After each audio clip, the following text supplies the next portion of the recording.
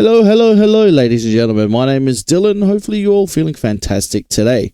Why is Germany risking Europe to save its economy? Intriguing title, ladies and gentlemen. This one was requested as well. Hopefully you guys do enjoy today's video. Drop a big thumbs up if you do. Subscribe down below. Now let's get it. Let's jump straight into it. Remember, head over to Patreon if you want to go watch movies and TV series in full. Let's go. Let's do it. Come on.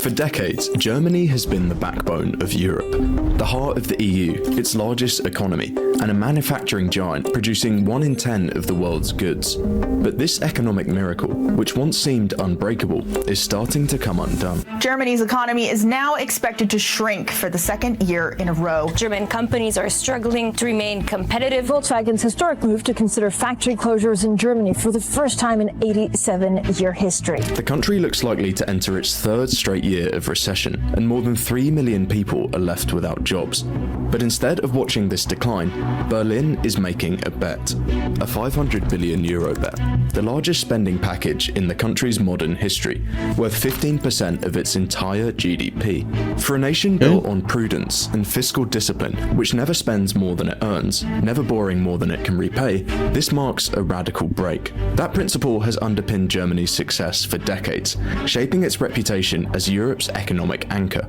But desperate times call for desperate measures. If this gamble works, it could reignite not just the German economy, but Europe as a whole. But if it fails, it won't just destroy the reputation Germany has spent decades building. It could cripple the entire European economy in the process. So how did Germany find itself here? And can this €500 billion gamble really succeed? On the surface, Germany seems similar to other developed economies. It has an educated population, a strong middle class, and wealthy workers. But at its core, it's fundamentally different. Usually when a country's economy grows, they move from selling actual products, things like phones or cars, to services, like finance or legal advice. But Germany is different. They still export huge amounts of manufactured goods, mostly selling to other European countries. Take Wolfsburg in the north of Germany. This city is home to the largest car factory in the world, where more than 60,000 people work, and nearly 1 million vehicles roll off the production line every year. That single factory alone produces more cars than the entire United Every year? 1 million every year? What? I didn't even realize it was that high. 1 million cars every year.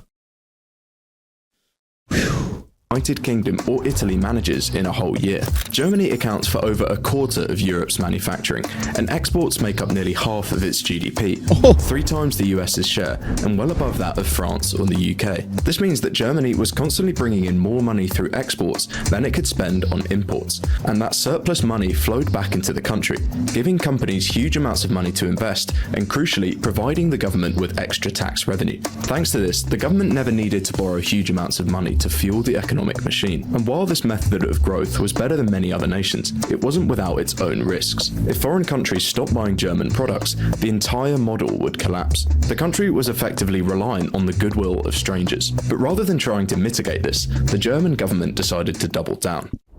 In 2009, they passed legislation known as the debt brake, a constitutional amendment that meant governments could at most borrow 0.35% of GDP in a year. For context, the United States regularly borrows at rates more than 5% a year, over 10 times what Germany allows itself to. The idea was that by pledging to keep borrowing low, not only in the present, but well into the future, the German government could bolster investor confidence in the country's economy, driving interest rates down even further.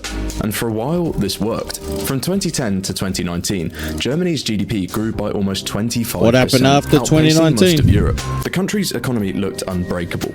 Unemployment had fallen to under 5%, and they were consistently running trade surpluses of over $200 billion every year, more than any other nation on Earth. By this point, Germany had become synonymous with reliability and precision, from the punctuality of its trains to the engineering of its cars, all reinforcing the sense that the economy was the backbone of the European project. It would take a series of unprecedented economic shocks to throw the German economy off track. But starting in 2020, that's exactly what began to happen. First came COVID. As countries embarked on what would become months of lockdowns, global trade came grinding to a halt. For any country, this would cause some major economic issues. But for Germany, which was uniquely dependent on selling its goods abroad, it was disastrous. Within just a few months, German exports fell by about 10%, wiping out more than 100 billion euros in trade revenue. The auto industry was hit especially hard, and car production dropped by nearly a quarter in 2020, and sales of German cars abroad fell to levels not seen since the financial crisis. By the end of the year, Germany's economy had shrunk by almost 5%, its worst performance since World War II. But just as the country was starting to recover, a second crisis emerged. Russia's invasion of Ukraine. Overnight, exports to Russia worth around 20 billion euros vanished, and on their own, these losses might have been manageable. After all, Russia only made up about 2% of German exports. But the problem was that Germany relied on Russia for something much more crucial than exports. They needed their oil. Before the war, over 55% of Germany's gas came from Russia, a resource that was vital for powering steel mills, chemical plants, and car factories that drove the economy. But within weeks, Russian gas imports collapsed by 90%. Prices exploded, with electricity costs spiking nearly 35% in just a couple of months. Suddenly, factories across Germany were forced to shut down, not because of a lack of demand, but because they simply couldn't afford to keep the machines running. Slowly but surely, the country's economy fell into recession. By the end of 2024, the GDP of Germany had shrunk by over $200 billion. For context, that's enough to pay for their entire healthcare budget 6 times. Before we look into this more, I want to say thank you to today's sponsor, Fume. This isn't another vape or e-cig, but something.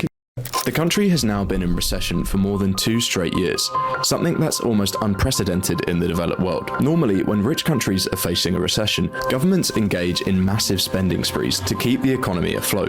That's exactly what happened during COVID, where countries like America spent a total of over $5 trillion. The premise is simple. By pumping money into the economy, building roads, funding projects, and paying wages, the government puts cash back in people's hands. Then those people spend money with businesses, allowing companies to rehire workers and expand productions, ultimately restarting the economic machine. But Germany couldn't do that. Thanks to the country's strict debt rules, it was stuck in this circle with no real way of escaping. Even as unemployment soared past 3 million people for the first time in decades, the government simply wasn't allowed to borrow. And just when it looked like things couldn't get much worse, America promised to put tariffs of 15% on Germany. Given that this is Germany's 3rd largest trading partner, it would have been a disaster. And models project that this would have knocked an additional 20 billion euros off the country's economy. At the same time, Donald Trump was pressuring Berlin to dramatically increase its defense spending, warning that NATO commitments would no longer be guaranteed unless Germany hit their 5% of GDP target. Given all the other crises the government was facing, reaching this target would have been impossible. So with their backs against the wall, Germany finally did the unthinkable.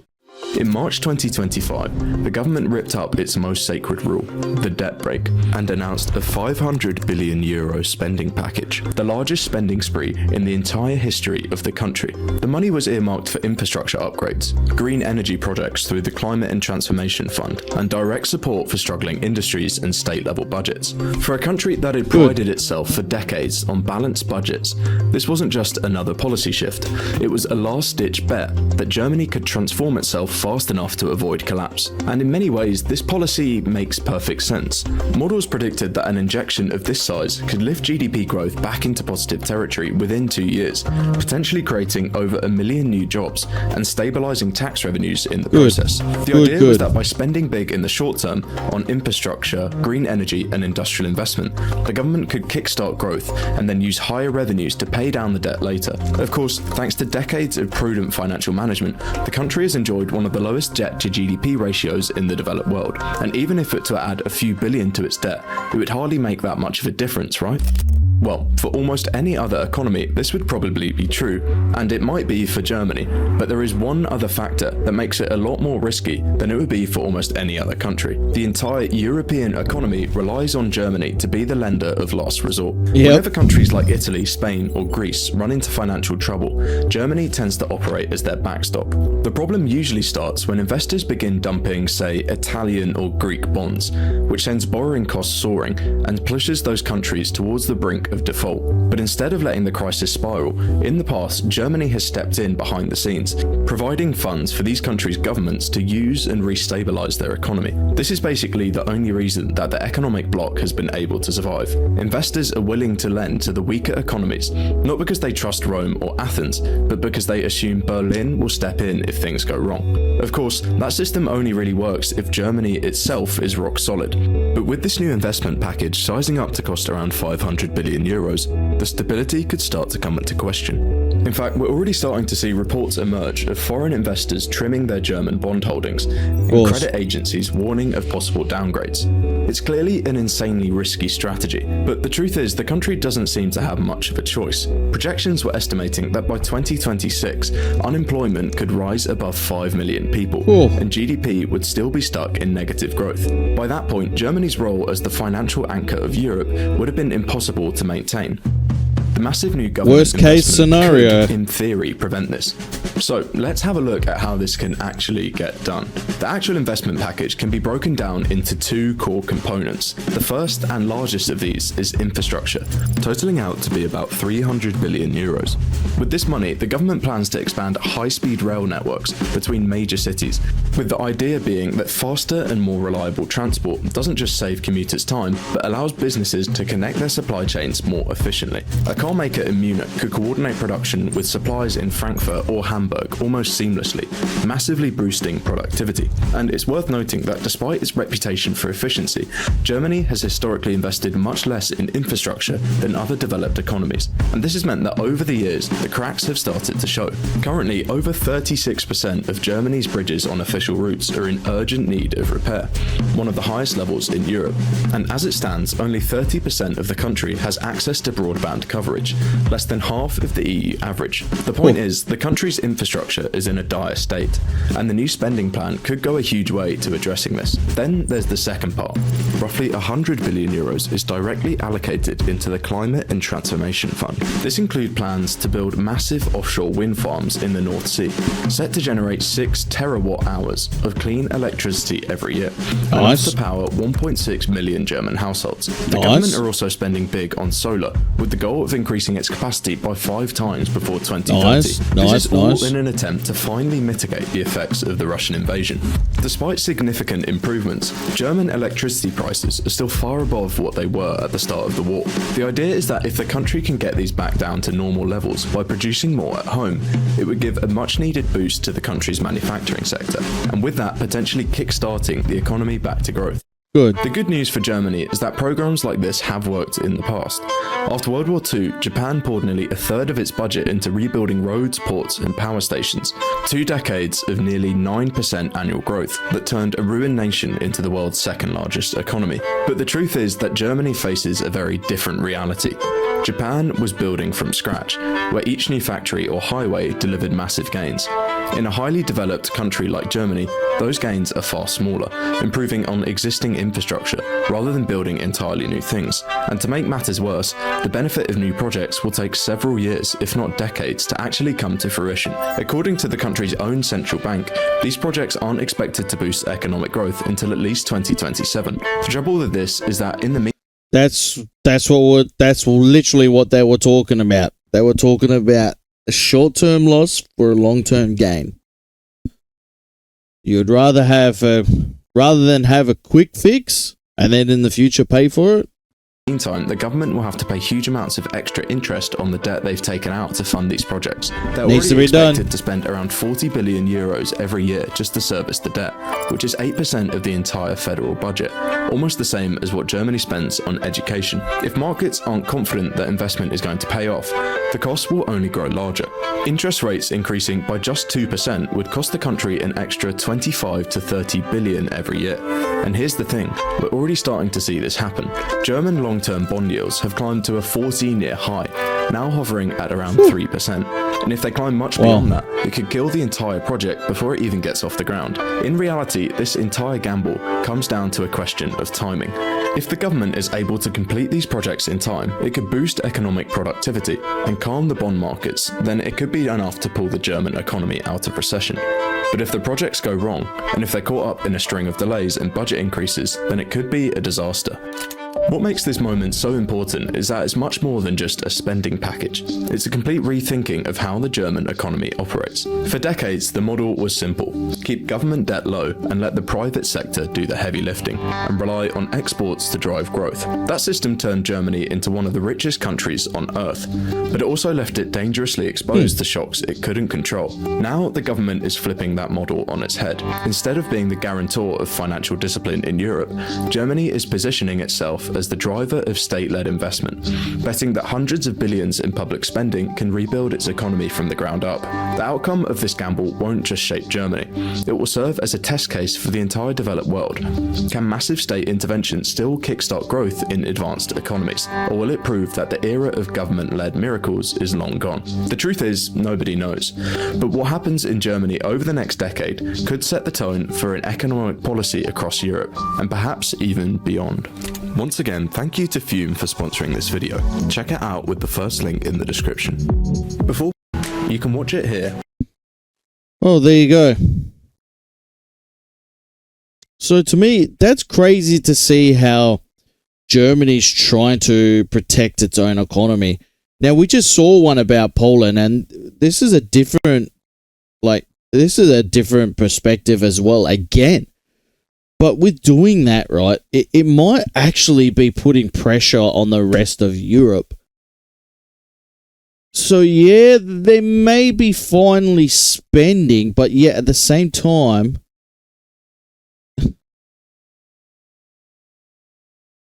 will things come crashing down eventually if Germany get into a rut where they owe too much money?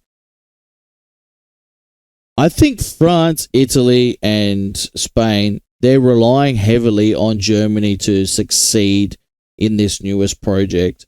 If it doesn't, I swear, they're like, this is one of the reasons why we got out of Europe, my wife and I, because we were fearful that the economy would come crashing. We were very fearful about that, and it would have been horrible to see. Horrible to see, like, funding for everything, and crime would have just gone through the roof. So I'm hoping, for Spain's sake, that Germany succeeds. I really do hope. Because as you know, like, every countries they borrow from Germany, especially Spain. So I didn't realize how much influence Germany still had on, like, that whole region as well. And quite literally their trade decisions just impact them all. It's crazy to see in a video put like that. It truly is. At the end of the day, there's no easy answer to it. I mean, we all know what happened after 2019, and what a crazy 6 years it's been. Honestly, what a crazy 6 years it's been, and it's horrible to see everything that's happened, but yet at the same time, seeing a country like Poland succeed like it is right now that's got to give people hope. That has to give people hope around the world. So I can see both sides, really. I can see both sides of the argument of everything. Let me know what you guys think in the comment section down below. I love videos like this. Do you agree with how Germany's handling things? Let me know in the comment section down below. I know there's going to be a mixed bag, a mixed opinion. And do you think it's creating more problems than it's actually solving itself? Let me know in the comment section down below. And guys, thank you very much for watching. Hopefully enjoy the rest of your day, and I'll speak to you all in the next video. Bye-bye.